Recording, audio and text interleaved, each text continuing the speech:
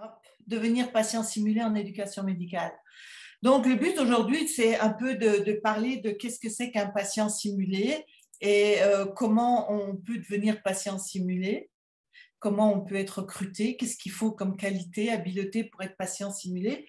Puis vous parlez un petit peu aussi du contexte des études médicales. Je vais beaucoup parler du contexte de médecine, mais on s'entend qu'en fait, les patients simulés, comme certains l'ont dit, interviennent en ergothérapie, en physiothérapie, en nutrition. Il y a beaucoup d'autres domaines qui utilisent maintenant les patients simulés. Moi, étant donné que je suis en médecine, c'est dans ce contexte. Ah, au fait, j'ai oublié de me présenter, je pense.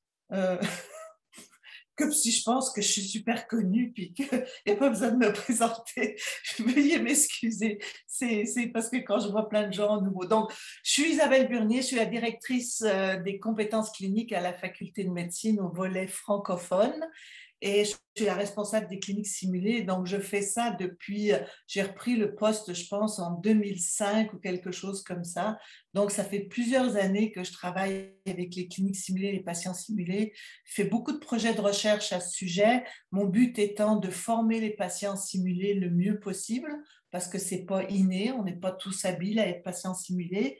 Et puis, à surtout démontrer que ce sont des programmes, les programmes de simulation sont des programmes qui facilitent l'apprentissage des étudiants en médecine et on va en reparler un petit peu plus loin.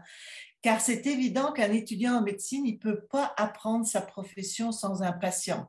C'est comme si un garagiste apprenait la mécanique sans mettre le nez dans un moteur. Excusez ma comparaison triviale, mais c'est exactement la même chose. Le sujet de sa profession pour un médecin, c'est le patient. Donc, il faut apprendre avec le patient. Alors, il y a plusieurs types de patients. Nous, oh, excusez, ça a été trop vite. Hop, hop, à la technique. Il y a plusieurs types de patients. Nous, à la faculté, on a mis en place le concept de patients impliqués en éducation des professionnels de santé, qui s'appelle le terme PIEPS, qui permet de regrouper plusieurs types de patients. Alors, il y a le patient qu'on appelle passif. Ça, c'est la personne qui est malade, qui est à l'hôpital ou à la clinique. Et comme il est dans un contexte universitaire, il y a un étudiant qui vient, puis qui l'examine ou fait une entrevue. Mais le patient en lui-même, il fait rien. Il est passif. Il autorise l'étudiant, puisqu'on est dans un contexte d'apprentissage, à faire un examen. Après, on a d'autres personnes qui sont des patients partenaires, qui, eux, sont des personnes qui ont une maladie chroniques la plupart du temps et qui participent activement au programme de soins, mais aussi à l'éducation. Donc, le mot qui change par rapport aux autres, ce sont des personnes malades, mais cette fois, elles sont activement impliquées alors que les autres ne font rien. Et enfin, on a les patients simulés ou standardisés qui sont des personnes en très bonne santé, normalement, ou qui peuvent avoir des problèmes de santé, mais ils ne viennent pas à cause de ça, et puis qui permettent aux étudiants d'apprendre. Donc, c'est dans un contexte d'apprentissage, c'est ce qu'on appelle les patients simulés, ou si c'est dans un contexte d'évaluation, on les appelle les patients standardisés. Alors, vous verrez que souvent, les gens font les deux. Des fois, ils sont patients simulés, puis ils deviennent standardisés, ou ils sont standardisés et deviennent simulés. Puis, il y a des petites différences entre les deux. Puis, c'est un peu comment on dit, mon trigger point, parce que c'est pas la même attitude si on est patient simulé et standardisé. Et je vais vous expliquer un petit peu pourquoi. C'est pas juste une obsession maladive, il y a une réalité derrière.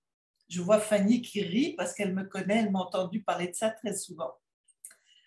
Alors, pour devenir un médecin, un étudiant doit pratiquer ce qu'on appelle une entrevue médicale, un examen physique. Il doit annoncer des diagnostics. Mais pour apprendre à faire ça, il faut le faire sans mettre en danger le patient. Hein? Vous comprenez que si vous envoyez un étudiant en première année à l'hôpital puis il va faire une entrevue avec un patient, il va peut-être être malhabile dans les questions, ou s'il fait un examen physique, il va peut-être bousculer le patient. Donc, la simulation est devenue comme une méthode d'enseignement très, très appréciée en médecine. La simulation, ça vient du monde essentiellement de l'aviation avant, et puis surtout après de toutes les gestions de crise où on a développé des protocoles parce qu'on s'est rendu compte que dans les situations d'urgence, les gens avaient beau savoir faire, quand ils étaient en stress, ils ne savaient plus faire. Donc, on a développé la simulation, surtout avec des mannequins dans des laboratoires pour réanimer des patients ou pour faire ce qu'on appelle la simulation procédurale, c'est-à-dire des procédures, mettre des voies veineuses, faire des accouchements, faire des césariennes, réanimer des patients. Puis petit à petit, quand même, la simulation avec les patients simulés était un petit peu boudée, je dois dire. On utilisait les patients standardisés pour les écosses, mais les patients simulés n'intervenaient pas trop. Puis même encore aujourd'hui, quand je suis dans des réunions avec mes collègues qui font de la simulation de high-tech, comme on dit, puis qui ont des gros mannequins, puis des centres, puis que moi je parle des patients simulés, je suis regardée comme une extraterrestre, ils se demandent vraiment qu'est-ce que je fais, etc. C'est pas encore absolument, c'est validé, mais c'est pas encore assez bien reconnu de mon point de vue, mais ça l'est devenu depuis quelques années parce que vous savez que maintenant, les médecins ne doivent pas juste être des experts, c'est-à-dire qu'ils ne doivent pas juste être des personnes qui vont vous donner un diagnostic ou ils doivent savoir communiquer, ils doivent savoir collaborer, annoncer des résultats, discuter des problèmes éthiques, des sujets difficiles. Donc, en fait, la simulation, par exemple, avec patients simulés, c'est beaucoup développé dans des situations éthiques où c'est pas facile, comment on fait pour réagir avec un patient, puis qu'il y a une situation qui est délicate, ça peut être l'annonce d'une mort, ça peut être la décision de mettre fin à des soins de réanimation, tout plein de choses comme ça. Donc, c'est devenu pas mal plus fancy quand même, mais vous savez que la médecine, ils aiment le gros matériel. Alors, s'il y a des gros mannequins puis des laboratoires, c'est plus mode que vous autres, des patients simulés. Mais enfin, moi, je suis là pour vous défendre parce que j'y crois absolument.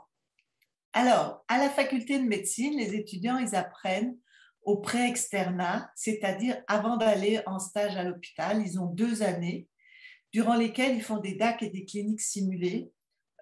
Ils ont des cours le matin très théoriques et l'après-midi, c'est ce qu'on appelle les activités cliniques. Alors, ils ont soit des cours du DAC, développement des aptitudes cliniques, où ils apprennent à faire des examens physiques, souvent sur des patients simulés, et qu'on appelle des warm body. On n'a toujours pas trouvé un nom en français qui soit joli, c'est-à-dire un corps chaud, parce qu'en français, corps chaud, c'est vraiment pas beau, mais ça veut dire que vous êtes juste là, puis vous vous laissez examiner par les étudiants. Puis il y a les cliniques simulées où là, les étudiants apprennent à faire des entrevues, des examens physiques, mais le patient simulé, il joue le rôle du malade, donc il a un scénario à prendre. Alors il y a des petites différences et c'est pour ça que certaines personnes ont dit, ben, comme je n'avais pas fait la formation, j'ai fait du DAC d'abord pour avoir une idée de qu'est-ce que ça donne, est-ce que je suis confortable d'être torse nu pour me faire examiner les poumons ou le cœur, ou est-ce que je suis confortable d'être en short pour qu'on m'examine le genou, parce qu'il y a quand même ce rapport-là. Hein. Vous êtes un warm body, mais faut être confortable d'être dans cette tenue en jaquette d'hôpital face à 8 étudiants qui vont vous bouger les genoux ou les épaules. Donc souvent, on conseille aux gens de commencer par le cours du DAC pour voir s'ils sont à l'aise là-dedans, puis après, ils peuvent passer à la clinique simulée. Alors, parlons un peu de qu'est-ce que ça signifie être un patient simulé. Un patient simulé, il a une fonction. Vous verrez, on va en parler un peu, que souvent les patients simulés sont payés. Donc, si vous êtes payé, c'est que vous avez une fonction. On vous embauche pour quelque chose. Et votre fonction, c'est d'être un facilitateur d'apprentissage. C'est là que j'insiste beaucoup. Quand on est en clinique simulée en DAC, on est dans l'apprentissage. Les étudiants sont là pour apprendre et vous êtes là pour leur faciliter l'apprentissage. Alors que quand on est dans les écosses, le patient standardisé, lui, c'est un outil d'évaluation. C'est complètement différent. Vous n'êtes pas là pour, quand vous êtes dans un écosse, vous n'êtes pas là pour aider les étudiants à réussir. Non, vous êtes comme un outil de mesure. C'est pour ça qu'on vous dit standardisé, parce qu'il faut que vous répondiez d'une manière très standard versus le patient simulé, lui, il peut faciliter la pratique de l'étudiant, l'aider si l'étudiant a l'air perdu ou lui donner des informations de temps en temps. Il y a plus de laxité, de flexibilité dans l'interprétation du rôle. Et puis, le deuxième tâche où vous pouvez faciliter, c'est faciliter la réflexivité de l'étudiant parce que en simulation, la simulation, c'est de l'expérience. Hein. On vit une expérience. On fait quelque chose pour de vrai, pas pour de vrai, on fait comme si. Mais on se rend compte que vivre une expérience sans réflexion, on n'apprend rien. Vous pouvez faire plein d'expériences dans votre vie, mais s'il n'y a pas un coach, un prof, un ami, ou même si vous ne faites pas vous-même une auto-évaluation, vous n'allez pas vraiment apprendre. On a toujours besoin d'une réflexivité. C'est là que les étudiants ils reçoivent de la rétroaction de la part du médecin qui les observe. Ils font eux-mêmes une auto-évaluation et puis ils reçoivent de la rétroaction du patient simulé. Et le patient simulé, il sert juste à donner de la rétroaction sur comment il s'est senti en tant que patient face à cet étudiant. Donc, c'est quand même un niveau de rétroaction. Bien sûr, vous n'allez pas dire à l'étudiant ah ben, tu n'as pas posé les bonnes questions ou tu n'as pas fait tel test. Non, ce n'est pas de votre niveau. Vous, c'est dire ben, j'ai aimé comme tu communiquais, j'ai aimé comme tu me regardais dans les yeux, j'aimais ton ton de voix, j'aimais comme tu me demandais si j'étais d'accord, des choses comme ça. Et ça sert à bâtir la confiance de l'étudiant. Et ça, c'est une base aussi en pédagogie. C'est que pour être compétent, il faut avoir confiance. On ne peut pas être compétent si on n'a pas confiance. Et vous, ça va être pareil, en fait. Votre compétence de patience simulée, il va falloir la bâtir sur une confiance que vous pouvez le faire. On est tous comme ça. Moi aussi. Aujourd'hui, je suis confiante, donc je suis compétente dans ma job. Mais il y a 10 ans, 15 ans, je n'avais pas confiance. Donc, il faut bâtir la confiance. Et justement, les rétroactions, la réflexivité, le regard des autres, ça aide beaucoup à bâtir la confiance. Maintenant, dans son rôle, dans la tâche, pour faire sa fonction de facilitateur, le patient simulé, il a 3 tâches à faire. Il faut qu'il mémorise un scénario, il faut qu'il interprète le personnage, c'est-à-dire qu'il joue le rôle du personnage malade, et puis qu'il donne de la rétroaction. Puis pour ça, ça va prendre des habiletés, mais on va en reparler plus tard. J'ai oublié de dire pour la rétroaction, le patient standardisé lui donne rarement de la rétroaction, ce n'est pas le but. On est en évaluation, donc c'est 2 choses différentes. Alors, à votre avis, quelles sont les qualités pour être un patient simulé? Vous pouvez ouvrir votre micro puis lancer des petites choses, des idées. Avoir une bonne mémoire. Oui, très bien. Être patient. Être patient. Vous voulez dire patient malade vous-même ou au terme de... Non, non, avoir de la patience. Oui, d'accord. Quoi d'autre? Capable de donner, de montrer qu'on a de la douleur ou qu'on a un malaise ou qu'on est triste, toutes les émotions en fait. Donc, être capable d'interpréter des émotions, oui. Oui. Donc, avoir une bonne mémoire. Communication. Mais juste un petit truc, c'est je m'excuse, je bougeais en même temps, je faisais autre chose, donc je vous écoutais juste d'une oreille. C'est toute la différence entre les qualités et les habiletés. Ce que vous avez dit là beaucoup, ce sont des habiletés. Et la différence entre une qualité et une habileté, c'est qu'une habileté, on peut vous l'apprendre si vous ne l'avez pas. Mais la qualité, si vous ne l'avez pas, ben moi, je ne vais pas passer mon temps à vous rendre curieux, à vous rendre empathique, à vous rendre... Vous comprenez, c'est un peu ça la différence, avoir de l'ouverture, à être disponible. Ça, je ne peux pas vous l'apprendre, moi. Hein? C'est des qualités d'être plutôt. Est-ce que vous êtes spontané? Est-ce que vous êtes ouvert? Est-ce que vous avez envie d'aider les gens? Est-ce que vous êtes quand même intellectuellement alerte parce qu'il faut mémoriser et puis être capable d'articuler des choses? Alors, c'est ça qu'on veut dire un petit peu par des qualités. Et c'est très important parce que on avait fait des projets de recherche là-dessus, puis c'est pas évident, mais une qualité, c'est ce qui fait que je peux voir chez quelqu'un ses qualités, mais même s'il n'a pas les habiletés, je peux me dire, ben, on va pouvoir lui enseigner. Vous comprenez? Mais si quelqu'un arrive puis que il est pas disponible, il a l'air très gronchon, puis il n'a pas l'air d'être intéressé par les autres, ben, peut-être que ça ne va pas être un bon candidat pour être patient simulé, parce qu'on ne veut pas passer notre temps à changer le caractère des gens. Hein, comprenez? Alors, c'est ça un petit peu. Alors maintenant, les qualités qui sont nécessaires, je pense que vous les avez dit. Avoir une bonne mémoire, savoir interpréter un personnage malade, ça veut dire aussi se mettre dans la peau de quelqu'un d'autre. Hein? Et des fois, c'est pas facile. Hein? Ça peut être challengeant. Je me permets de... c'est parce qu'on a eu une clinique hier et on est dans le système reproducteur en ce moment, donc on parle beaucoup de sexualité. Hein? Et pour certains patients, de devoir dire que, oh ben oui, j'ai une relation avec quelqu'un la semaine dernière, avec quelqu'un du bureau, mon mari ne le sait pas, ben ça peut être malaisant, hein, parce que faut se mettre dans la peau du personnage. C'est pas donné à tout le monde.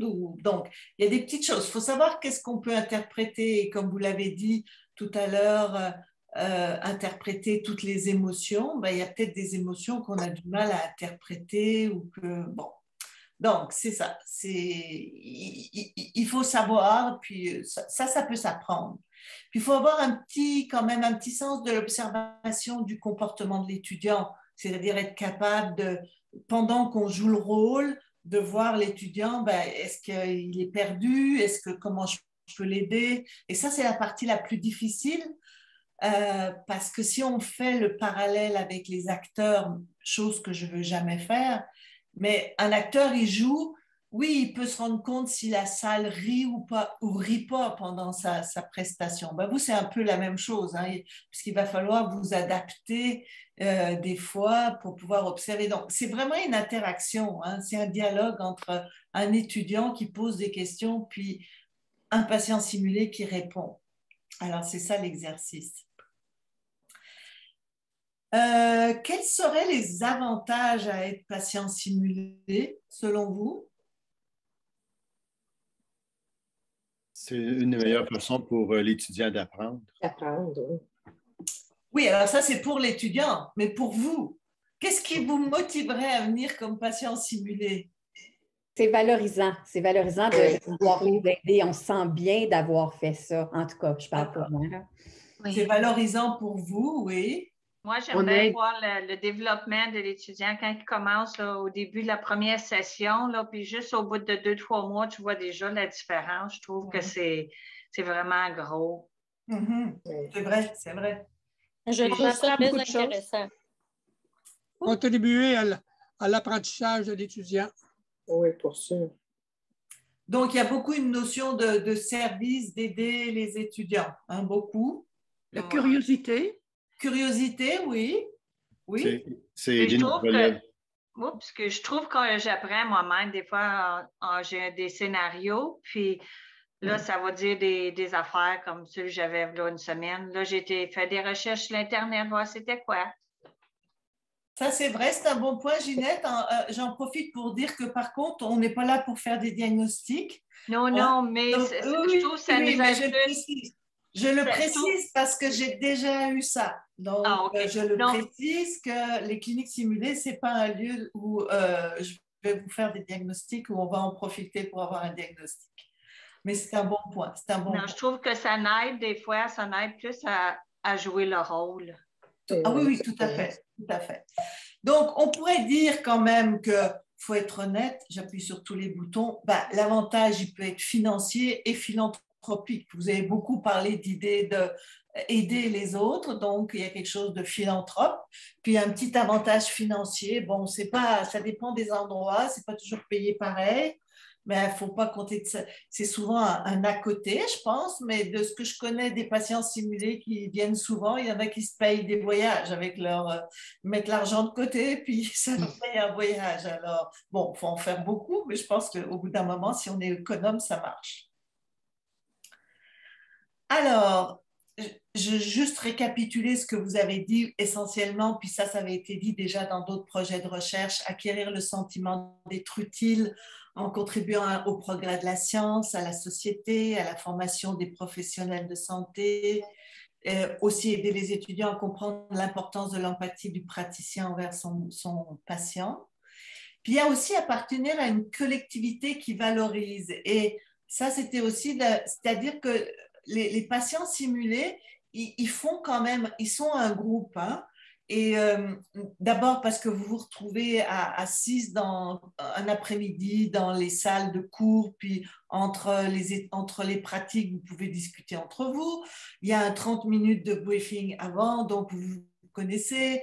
Et puis, on fait des formations. Alors, c'est sûr, comme je vous dis, ça a été un peu mis de côté à cause de la COVID, mais on essaye de faire une collectivité de soutien. Et ça serait un peu ça mon but sur du long terme, justement, avec des activités entre des patients simulés seniors, d'autres qui sont plus nouveaux, faire une espèce de mentorat. Dans beaucoup de programmes dans les facultés de médecine, ça fonctionne comme ça. Nous, on est assez... qu'est-ce que je vais dire pour être politiquement correct? On est assez... pas organisé, voilà. On n'a pas un programme de patients simulés. On a le centre des examens qui s'occupe des ECOS et qui gère les fichiers des patients simulés. Et puis, il y a moi, de mon côté, avec les cliniques simulées et l'administration qui faisons des cliniques simulées. Mais il y a beaucoup de facultés, ils ont des programmes de patients standardisés, simulés, puis il y a des formations, puis il y a plus d'emphase qui est mise sur l'apprentissage. Nous, ici à Ottawa, c'est plus mis sur l'évaluation et les ECOS. Bon, alors c'est comme ça. On peut espérer que ça puisse changer dans un futur. Alors, comment se passe une clinique simulée? Eh bien, avant, c'est sûr qu'on est, par exemple, au mois de novembre. Là, vous allez recevoir les demandes de disponibilité pour l'hiver. Puis, vous allez cocher dans les cases où ça correspond à votre âge et à votre genre. Et ça, c'est important. Hein? Ça nous arrive. Les scénarios, ils sont écrits en médecine pour des personnes d'un certain âge. Les maladies ne sont pas les mêmes si on a 30 ans, 60 ans, 40 ans, si on a un homme, une femme. Donc, c'est très important qu'on respecte ça parce que sinon, les étudiants ne peuvent pas faire des diagnostics qui sont cohérents. Dans la littérature, on dit même qu'il faut que le patient simulé, il ait l'âge du personnage plus ou moins 2 ans. C'est très serré. Le problème, c'est qu'on trouve rarement des personnes dans cet âge. Donc, ça arrive des fois qu'on prend des personnes plus âgées, il faut adapter les scénarios. Mais ça, c'est très important. Les étudiants, ils sont contents parce qu'eux, ils sont contents de faire une entrevue. Mais ça ne veut pas dire qu'ils apprennent. Il faut différencier. En éducation, il y a des niveaux. Le niveau 1 d'éducation, c'est que je suis content, je suis satisfait d'avoir fait ça. Mais ça ne veut pas dire que j'ai appris quelque chose. Donc, ce qui est en termes de transfert des apprentissages, d'application des connaissances après, c'est très important qu'on respecte ça. Alors, on fait notre possible quand on peut, puis quand on ne peut pas. C'est sûr que l'après-midi, les cliniques simulées ont lieu l'après-midi, c'est difficile d'avoir des jeunes hommes de 40 ans ou même des jeunes femmes de 30-40 ans parce que normalement, ils sont censés ou ils sont au travail, quoi. Donc, vous recevez le scénario 15 jours avant, puis vous l'apprenez. Ça, c'est votre job. Dans le taux horaire, vous êtes payé pour apprendre le scénario. Et le jour de la clinique simulée, on fait un briefing de 30 minutes où on se regroupe les 6 patients simulés avec moi ou quelqu'un d'autre et on fait une révision du scénario, puis on fait une petite répétition, puis on répond aux questions, aux problèmes qu'il y a eu. Le patient simulé, il va dans la salle, il fait il joue 4 fois le rôle. Donc, il y a une routine, une rotation de 4 étudiants. Et puis, à la fin de chaque étudiant, il lui donne une rétroaction de 2 minutes. Et puis, on tourne comme ça pendant 4 après-midi. 4 étudiants, pardon. Donc, ça fait que c'est un horaire qui est de 13h à 16h. Donc, c'est comme ça que ça se passe. Il y a différents types de cliniques simulées. Il y en a où l'étudiant doit prendre juste l'histoire. Alors là, il y a un scénario. Si vous êtes Madame, elle s'appelait Madame Latreille qui a 35 ans et puis qui a mal pendant ses menstruations, il faut qu'elle apprenne le scénario de quand est-ce que ça a commencé, puis est-ce qu'il y a quelque chose est-ce qu'elle prend des médicaments, puis est-ce qu'elle a eu des grossesses, et puis quand est-ce qu'elle a eu ses premières menstruations, puis est-ce qu'elle est active sexuellement. Donc, il y a beaucoup d'informations qu'il faut apprendre parce que ça, c'est les questions que l'étudiant va poser. Alors, des fois, c'est juste un examen physique. Auquel cas, il n'y a pas beaucoup de texte à apprendre. C'est quelqu'un, il vient puis dit ah, ben, j'ai mal au genou, je me suis fait une entorse au genou l'année passée, puis là, je veux retourner au ski, puis je veux vérifier si mon genou est normal. Alors, des fois, il n'y a pas beaucoup, puis des fois, il y a les deux. Alors, il y a un peu de texte et puis un peu d'examen physique. Et dans les examens physiques, la différence avec le DAC, le warm body, comme on dit, le warm body, il est warm body. Il dit rien, il fait rien. Il dit oui ou aïe si vraiment on lui fait mal. Mais il n'a pas à mimer des choses. Que dans les cliniques simulées, si, par exemple, il peut mimer ah non, je ne peux pas lever mon épaule, là, ça fait mal. Donc, on dit des choses qui sont anormales. Ah non, je ne peux pas me peigner comme ça fait mal. Alors, il faut être capable de mimer avec son corps aussi. Il faut avoir une gestuelle, une habileté à mimer les choses. Et ça, c'est très important parce que c'est ça qui rend vrai. Hein? Je rappelle que la simulation, la clinique simulée, on ne fait pas semblant. On fait comme si. On fait comme si c'était vrai. Parce que si on fait comme c'était vrai, c'est authentique et l'étudiant, il apprend, il rentre dedans. Sinon, il n'apprend pas. Ça, c'est vraiment important. Et des petites choses toutes simples, mais je me rappelle d'un scénario de la patiente qui est anémique, qui est censée être pâle sur le scénario, elle est pâle. Puis il y a une patiente un jour qui arrive et est super maquillée. Alors, au début, je dis, ben, on ne voit pas que vous êtes pâle. Mais là, on a trouvé une feinte en disant, ah ben justement, c'est parce que je suis tellement pâle que je me maquille beaucoup parce que vraiment, sinon, j'ai mauvaise mine. Donc, vous voyez comment, et ça, on apprend avec le temps, ou le monsieur qui était, le scénario du monsieur qui est poseur de tapis puis qui a fait un infarctus, puis un jour, on a le patient simulé, il arrive, il est quasiment en costume avec cravate. Alors, je dis, ben, je ne veux pas faire de... Mais le scénario du poseur de tapis, il avait des problèmes de finances, il devait travailler. Donc, on s'entend qu'il normalement, il ne vient pas à une consultation en costume cravate, mais le patient simulé, il sortait d'un rendez-vous avec son banquier. Mais je lui dis, oui, d'accord, mais changez-vous entre les deux parce que ça ne marche pas. Vous comprenez, c'est des petits détails comme ça qui font qu'il y a une crédibilité et une authenticité. Et on est vraiment comme si. Bon, après, si on peut trouver une idée, le poseur de tapis, il aurait pu dire ah ben, je sors de funérailles ou je ne sais pas quoi. Mais l'essentiel, c'est d'avoir une explication pour que ça soit comme si, que ça fasse vrai. Sinon, ça ne marche pas. Alors, comment participer aux cliniques simulées? J'ai mis le courriel ici que je vais vous mettre après dans la boîte de discussion. Hop, pardon. Pour être sur la liste, mais j'imagine que vous êtes déjà sur la liste si vous êtes là, à moins que vous ayez été invité par quelqu'un ce soir, mais auquel cas, c'est Vicky qui s'occupe de la liste. Moi, je vous propose de venir faire, on appelle ça du shadowing, là, faire de l'observation clinique. Si vous dites un jour à Vicky, ben moi cet après-midi, je suis libre, je viendrai voir un scénario, puis vous êtes avec une patiente ou un patient simulé, puis vous êtes juste dans la salle, puis vous observez. Il y a des personnes qui sont venues, qui avaient fait la soirée d'information, qui avaient tout fait, puis une fois qu'elles ont été sur place, elles ont dit « Oh non, c'est pas pour moi ». Donc, ça peut être une bonne manière de vérifier si ça matche ou pas pour vous. Il faudra remplir les demandes de disponibilité pour l'hiver, puis suivre les formations offertes. Ça, il faut qu'on en parle.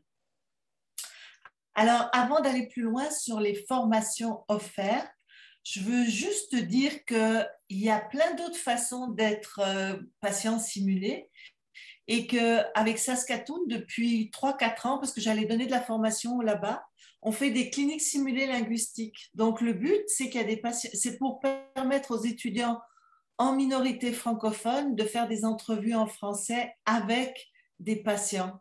Et on fait ça à Saskatoon depuis 3-4 ans et ça marche très, très bien. On fait ça sur Zoom, à distance.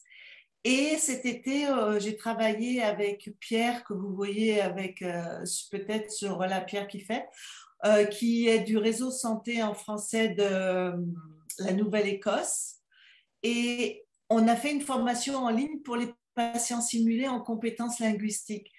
Je vais mettre le lien dans le chat parce que en fait, c'est moi qui ai fait la formation avec Richard Léger. Ça peut être très bien un module de base pour vous initier. Peut-être même dans le futur, on va demander à ce que tout le monde l'ait, parce que ça soit, c'est les mêmes bases, sauf qu'il y en a un, c'est pour apprendre le français, puis l'autre, c'est pour apprendre la médecine. Mais votre rôle, vos habiletés, c'est la même chose. Donner de la rétroaction, c'est de la même chose. Et je dis ça juste pour aussi vous dire que parce que le projet avec Pierre, c'est de faire au niveau du Canada des cliniques simulées linguistiques un peu partout, avec des gens en Nouvelle-Écosse, puis un patient simulé à Ottawa ou un patient simulé à Vancouver ou à Saskatoon, et qu'on fasse des cliniques, les étudiants qui sont francophones de langue maternelle ou francophiles adorent ça, puis c'est vraiment quelque chose qui va être développé et que les gens adorent. Et dans beaucoup de professions, j'ai écrit beaucoup de scénarios pour les infirmières, pour les ergos, pour les pharmaciens. Donc, il y a un autre champ possible. Donc, si ça vous intéresse, j'ai pas mis, Pierre, j'ai pas mis, mais les gens peuvent de toute façon aller faire la formation en ligne. Alors, c'est toujours pareil, hein, si vous allez faire une formation, il faut que vous vous inscriviez, il faut que vous ayez un mot de passe et toute l'affaire. Hein. Mais moi, je vous invite, si vous êtes patient simulé, inscrivez-vous partout et utilisez comme mot de passe simulation. Puis pour toutes les activités, comme ça, vous n'allez pas vous énerver. Vous savez que tout ce qui est du patient simulé, votre mot de passe est simulation.